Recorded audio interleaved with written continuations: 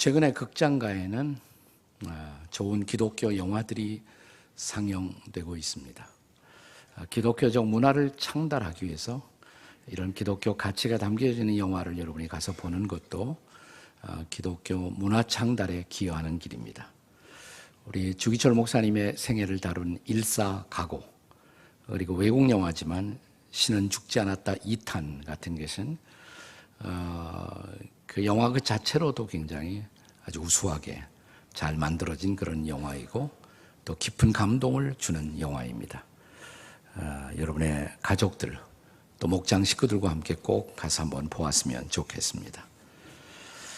이런 기독교적 주제를 다룬 많은 영화들이 역사를 통해 만들어져 왔지만 저는 지금까지 최고의 기독교 영화가 있다면 벤허라고 생각을 해요.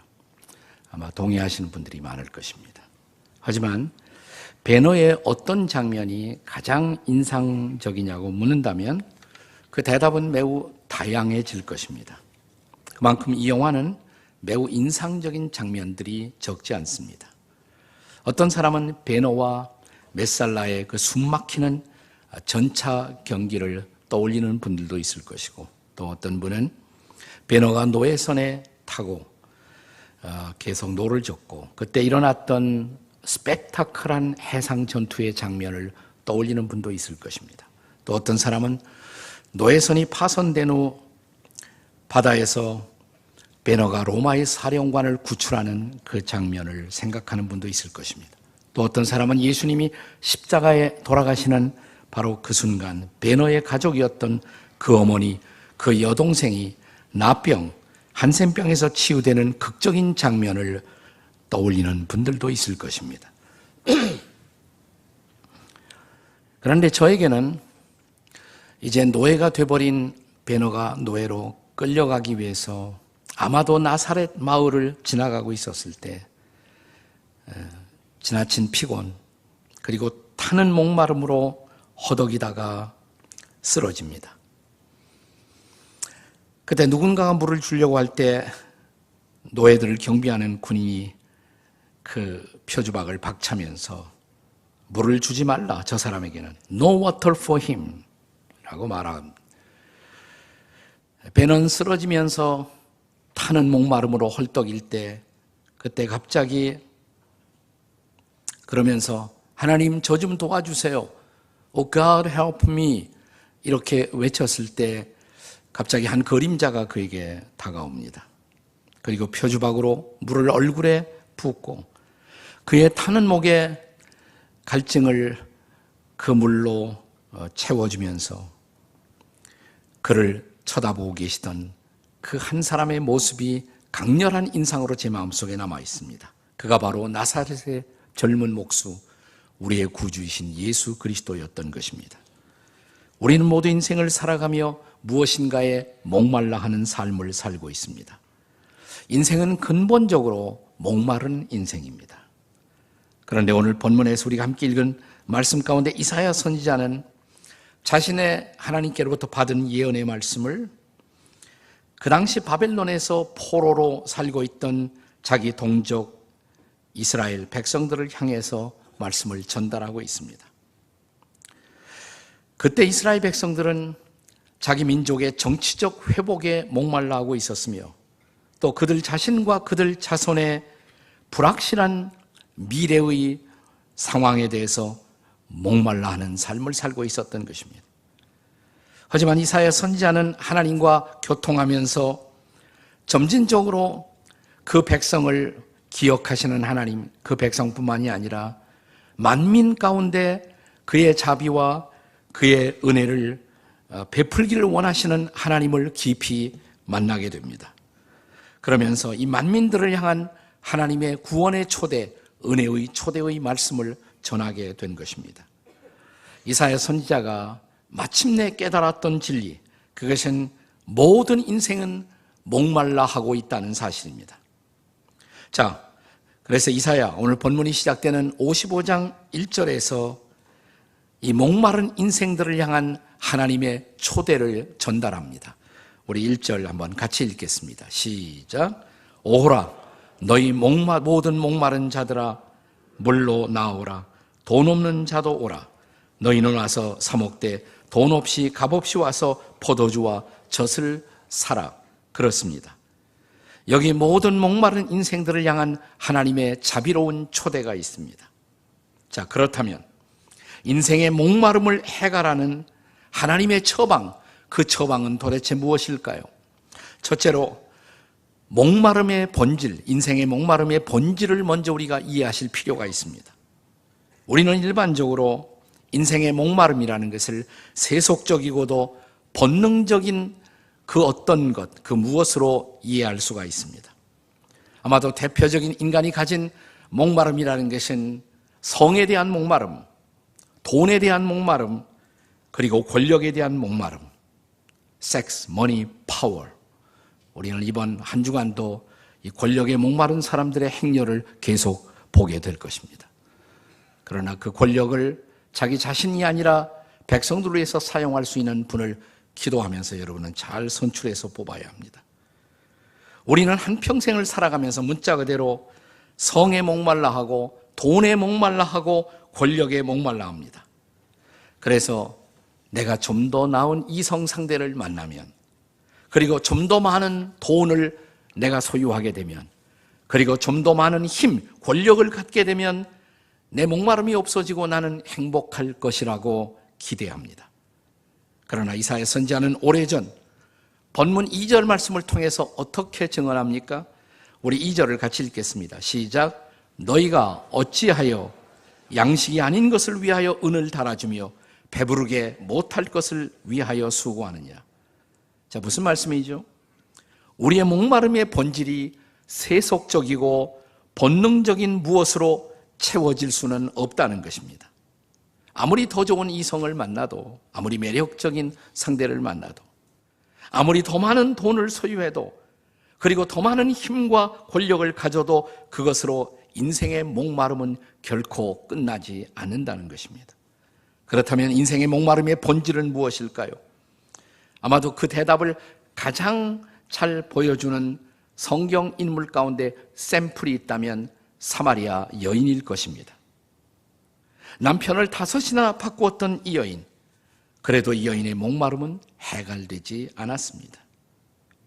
그때 이 여인을 향해서 주셨던 요한복음 4장 14절의 주님의 말씀을 기억하시나요? 같이 한번 읽어요. 시작. 내가 주는 물을 마시는 자는 영원히 목마르지 아니하리니 내가 주는 물은 그 속에서 영생하도록 솟아나는 샘물이 되리라.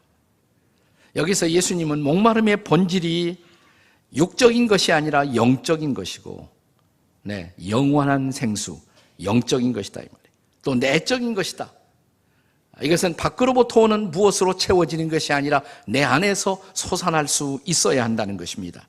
목마름의 본질은 영적이고 내적인 것이다, 이렇게 말씀하신 것이에요.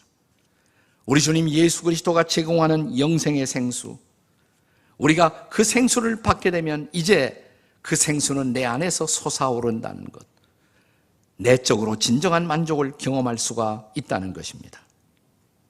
이런 만족을 찾아 헤매다가 영 그 만족을 소유하지 못하고 불행한 일생을 마무리했던 우리 시대의 사마리아 여인, 우리는 영국의 다이아나 왕비를 연상할 수도 있습니다.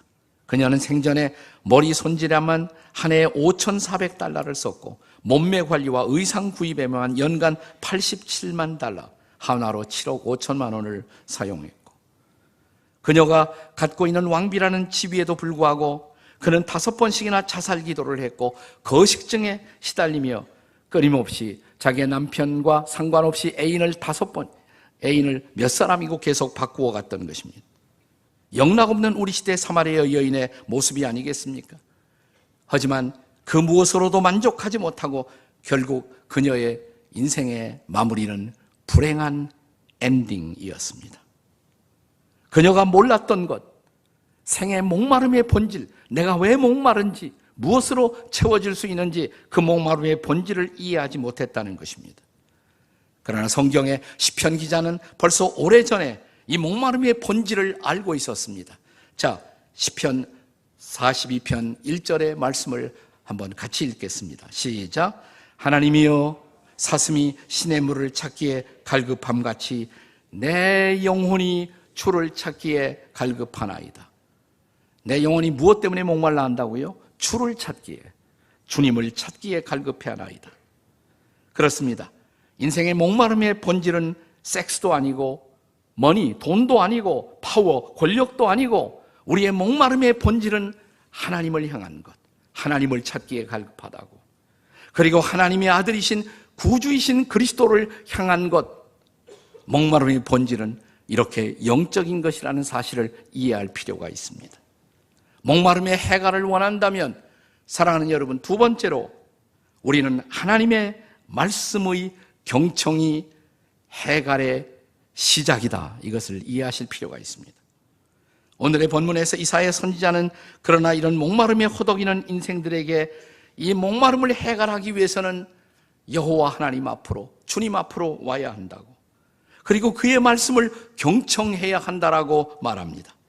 자, 본문의 2절 중간쯤에 시작되는 말씀을 읽어보세요. 자, 한번 같이 읽겠습니다. 내게 듣고 들을지어다. 그리하면 너희가 좋은 것을 먹을 것이며 너희 자신들이 기름진 것으로 즐거움을 얻을지어다. 왜 이렇게 목소리가 적어요? 네, 점심시간이 가까워서 그렇습니까? 10시 예배하고 완전히 다르네, 여긴. 네, 여기 굶주림에 호덕이는 인생들이 와 앉아 있습니다. 예. 자, 3절에 계속되는 말씀을 읽어보세요. 3절에 계속되는 초대, 다 같이 시작. 너희는 귀를 기울이고 내게로 나오라, 들으라. 그리하면 너희의 영혼이 살리라. 네, 좀 살아나셨습니다. 자, 인생의 목마름의 해답, 그것은 여호와 하나님의 말씀 속에만 있다는 것입니다. 왜 그럴까요? 우리의 목마름을 해갈할 수 있는 것처럼 선전되고 있는 세상의 모든 것, 그것들은 본질적이고도 영원한 가치를 지향하는 것이 아니라 매우 일시적인 잠깐 있을 가치를 지향하고 있는 것들입니다. 잠시의 쾌락, 잠시의 기쁨, 잠시의 만족. 그런데 그 잠깐이 지나가면 더 큰 허무, 더 큰 좌절, 더 큰 실망, 더 큰 낭망을 우리 인생에 가져다 주기 때문입니다. 그러나 하나님의 말씀은 언제나 일시적 가치가 아니라 영원한 가치를 향해서 우리의 눈을 뜨게 하고 그 영원한 가치를 바라보고 그 영원한 가치 안에서 참 만족을 누리게 만드는 것입니다. 이것을 이사야 선지자는 이미 이사야 40장 8절에서 우리에게 가르쳤습니다. 우리가 이 말씀을 신약에서 많이 기억하지만 본래 이 말씀은 이사야가 주었던 말씀이에요. 한번 같이 읽어보세요. 시작. 풀은 마르고 꽃은 시드니 우리 하나님의 말씀은 영원히 서리라. 우리가 베드로서에서 이 말씀을 기억하죠. 그런데 본래 이 말씀을 하신 분은 이사야예요. 이사야. 네. 하나님의 말씀만이 영원하다고. 그래서 과거 하나님의 백성들에게 있어서 내가 하나님의 백성들이라면 내가 해야 할 최고의 듀티, 최고의 의무는 뭐냐? 그것은 그 말씀을, 영원한 말씀을 경청하는 것, 그것이었습니다. 우리가 아마 우리 개신교 신자들을 만나서 성경에서 제일 중요한 말씀이 뭐예요? 그러면 아마 제일 많은 사람들은 요한복음 3장 16절 이렇게 대답할 것입니다. 그런데 길에서 여러분이 유태인 한 사람을 만나서 성경, 그들은 이제 신약을 인정하지 않으니까 구약에서 가장 중요한 말씀이 뭐예요? 제가 실험도 해봤어요. 진짜 이스라엘 사람을 붙들고 올 테스트먼트에서 가장 중요한 말씀이 뭐냐고. 제가 예상했던 대로 거침없이 나오는 대답이 신명기 6장 4절 그러더라고요. 신명기 6장 4절이 뭐예요? 자, 읽어보세요. 시작. 이스라엘아 들으라. 우리 하나님 여호와는 오직 유일한 여호와시니. 여기서 들으라 라는 말이 히브리 말로 쉐마예요. 쉐마. 들으라. 하나님의 음성을, 하나님의 말씀을 들으라. 그런데 그 말씀을, 하나님의 음성을 어떻게 하는 것이 잘 듣는 것일까요? 이어지는 말씀. 신명기 6장 6절을 보겠습니다. 신명기 6장 6절 다 같이 시작. 오늘 내가 명하는 이 말씀을 너는 마음에 어디 새겨요? 마음에. 네. 머리에 새기는 것도 중요해요. 네. 돌에 새기는 것도 매우 중요합니다. 네. 그러나 더 중요한 것은 마음에 새기는 것이에요. 그 말씀을 마음에 새길 수가 있어야 합니다. 그때 내 마음 깊은 곳에서 말씀의 가치를 경험하게 됩니다. 그것이 우리의 만족이에요. 그것이 우리의 행복이에요. 그래서 이 말씀을 떠나면 만족이 없어요. 행복이 없어요. 자, 그래서 이 말씀에 대한 경청, 이것이 얼마나 중요한 것인가는 이제 구약을 넘어 신약 성경에도 계속적으로 강조됩니다. 신약의 마지막 책 요한계시록이 딱 열리면 1장 시작되는 1장 3절의 말씀을 보세요. 한번 같이 읽겠습니다. 시작. 이 예언의 말씀을 읽는 자와 듣는 자와 지키는 자는 복이 있나니 때가 가까움이라. 이 종말의 시대에 우리에게 가장 중요한 가치는 뭐냐? 말씀을 읽는 것, 듣는 것, 그리고 지키는 것. 그것이 중요한 것이라. 여러분, 이 계시록이 어떻게 끝나는 줄 아세요? 계시록의 마지막 장, 성경의 마지막 장입니다. 요한계시록 이제 마지막 22장 17절의 말씀을 함께 같이 읽겠습니다. 시작. 성령과 신부가 말씀하시기를 오라 하시는도다. 듣는 자도 오라 할 것이요 목마른 자도 오라 올 것이요 또 원하는 자는 값없이 생명수를 받으라. 여기 오라, 그 다음엔 들으라. 듣는 자도 올 것이요 목마른 자도 올 것이요 그러면 값없이 생명수를 받으리라. 이 말씀을 듣는 자가 목마르지 않다. 이게 성경의 결론이에요. 이 말씀을 듣는 사람만이 목마르지 않을 수가 있다. 이것이 하나님의 말씀의 위대한 결론인 것입니다. 그렇다면 여러분은 얼마나 진지하게 말씀을 경청하고 계십니까? 일주일에 한 번? 그걸로 우리의 목마름을 해결할 수는 없어요. 날마다 말씀을 접하셔야 합니다. 그래서 주일 예배 이외에 우리가 날마다 큐티한다는 것, 날마다 말씀을 펴서 그 말씀을 접하고 그 말씀을 붙들고 하루하루를 살아간다는 것, 말씀의 경청은 그렇게도 하나님의 백성들에게 중요한 것입니다. 옆에 사람들에게 제발 날마다 말씀 읽고 사세요. 이렇게 시작. 제발 날마다 말씀을 읽고 삽시다. 네.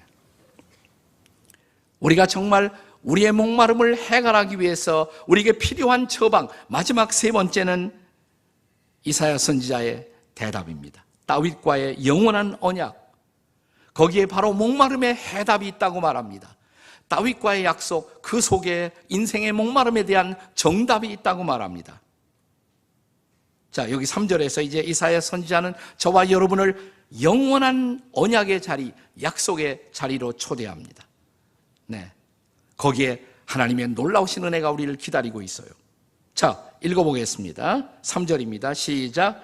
내가 너희를 위하여 영원한 언약을 맺으리니 곧 너희에게, 다윗에게 허락한 확실한 은혜니라. 옛날 다윗과 맺었던 약속, 거기에 확실한 은혜가 있다고, 확실한 은혜가 있다고. 우리의 목마름을 해결할 수 있는 놀라운 은혜가 다윗과의 언약 속에 있다라고. 아니, 하나님이 다윗하고 무슨 약속을 했어요? 네, 사무엘하 7장 12절이 대답입니다. 사무엘하 7장 12절 한번 읽어보세요. 시작. 내가 네 몸에서 날 내 씨를 내 뒤에 세워 그의 나라를 견고하게 하리라. 하나님이 다윗을 불러서 다윗과 약속한 것이에요. 내 몸에서 날 너의 씨, 그 내 씨가 바로 영원한 나라를 이 땅에 세우게 될 것이다. 일시적 나라가 아니라 영원한 나라. 그 씨가 누굴까요? 예수님이죠. 자, 이어지는 사무엘하 7장 16절입니다. 7장 16절 읽습니다. 시작. 네 집과 네 나라가 내 앞에서 영원히 보존되고 내 왕위가 영원히 견고하리라. 내 후손 가운데 영원한 왕위를 갖고 영원히 왕이 되어 우리 인생의 모든 문제를 해결할 분이 올 것이다, 이 말이에요. 예수님에 대한 언약이죠. 자, 이런 다윗과의 약속이 어떻게 이루어집니까? 그것을 보여주는 것이 바로 신약 성경이에요. 자, 신약 성경은 어떻게 시작합니까? 신약의 시작, 마태복음 1장 1절, 아브라함과 다윗의 자손 예수 그리스도, 그분이 해답이에요. 그분이 복음이에요. 다윗의 후손으로 오신 예수 그리스도. 자, 이제 예수님을 잉태한 처녀 마리아를 향해서 하나님의 천사는 어떻게 말씀을 전합니까? 누가복음 1장 31절 32절을 같이 읽겠습니다. 시작. 보라, 내가 잉태하여 아들을 낳으리니 그 이름을 예수라 하라. 그가 큰 자가 되고 지극히 높은 이의 아들이라 일컬을 것이요 주 하나님께서 그 조상 다윗의 왕위를 그에게 주시리라. 마리아에게 주셨던 말씀이에요. 너를 통해서 태어날 그가 바로 다윗의 왕위를 물려받아 영원한 왕국을 세우고 또 영원한 하나님 나라의 백성이 되어 그들이 이 약속 안에서 영원한 하나님의 은혜를 누리게 될 것이라고. 그가 바로 우리들의 왕이신 예수 그리스도이십니다. 그가 우리의 만족이십니다. 그가 우리의 구주이십니다. 그가 우리의 주님이십니다. 그것이 우리에게 복음이에요. 그가 우리를 영원한 나라의 백성으로 삼으시고 그 백성들에게 목마르지 않는 은혜를 주신다고. 이것이 바로 다윗에게 약속했던 그 확실한 은혜라고 말하는 것입니다. 여러분, 우리가 그 은혜를 받으며 살 수가 있다는 것, 감사한 일 아니에요? 찬양한 일 아닙니까? 저는 오늘 설교의 화두로 영화 베너의 이야기를 소개했습니다. 자, 노예로 끌려가던 길에서 목이 타던 그에게 물을 주었던 나사렛 예수. 베너는 그를 이 영화의 말미에서 한 번 더 만나게 됩니다. 자, 그가 자기의 어머니와 자기 누이 동생이, 베너의 어머니와 누이 동생이 나병 환자들의 골짜기에 있다는 것을 확인하게 됩니다. 자기가 어떻게 할 일이 없어요. 이 안타까운 사실, 도움이 될 수가 없어요. 그때 복음의 소식을 듣습니다. 기적을 행하는 사람이 있다고, 사람들에게 놀라운 자비를 베풀고 있는 사람이 있다고. 그의 이름은 나사렛 예수라고. 그를 찾아갑니다. 근데 찾아간 예수는 그때 빌라도에게 사형 선고를 받고 십자가를 지고 그의 인생의 마지막 길 비아 돌라라사, 그 슬픔의 길, 십자가의 길을, 십자가를 메고 쓰러지고 일어나면서 걷고 있었어요.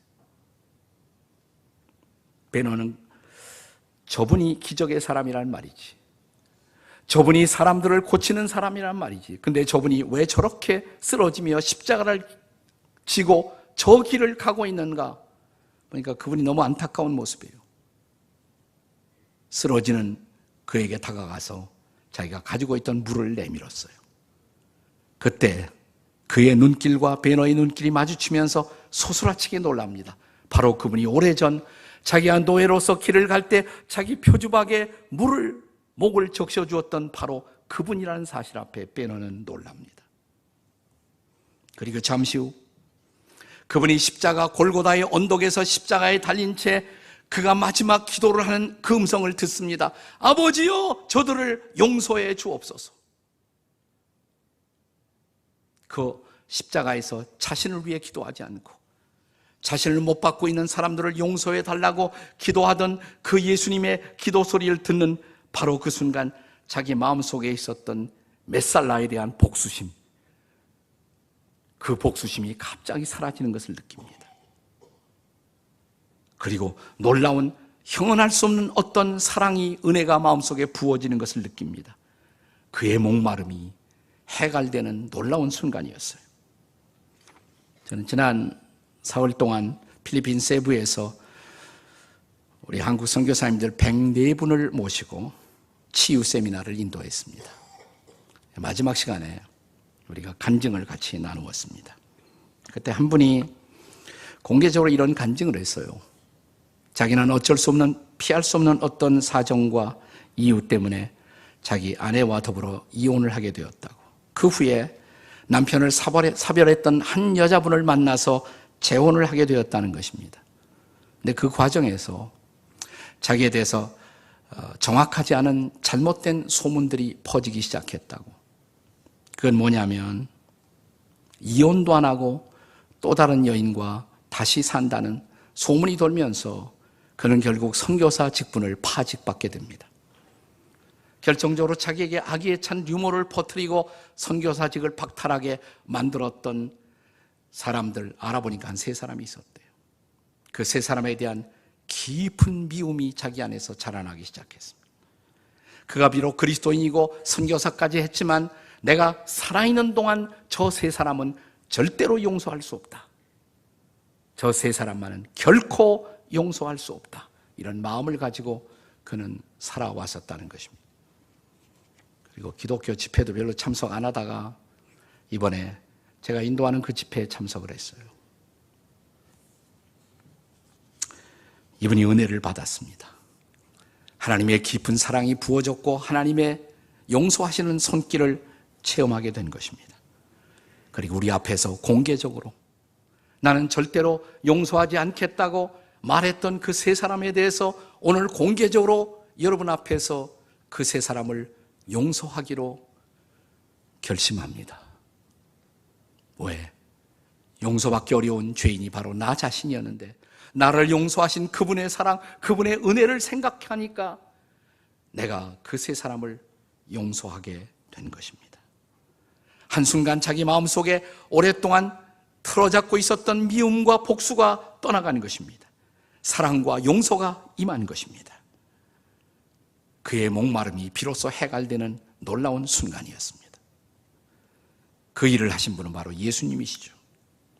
여러분, 그 예수님이 십자가에 매달려 계셨을 때 그 십자가에서 외쳤던 말씀 가운데 한마디를 기억하십니까? 내가 목마르다, 내가 목마르다.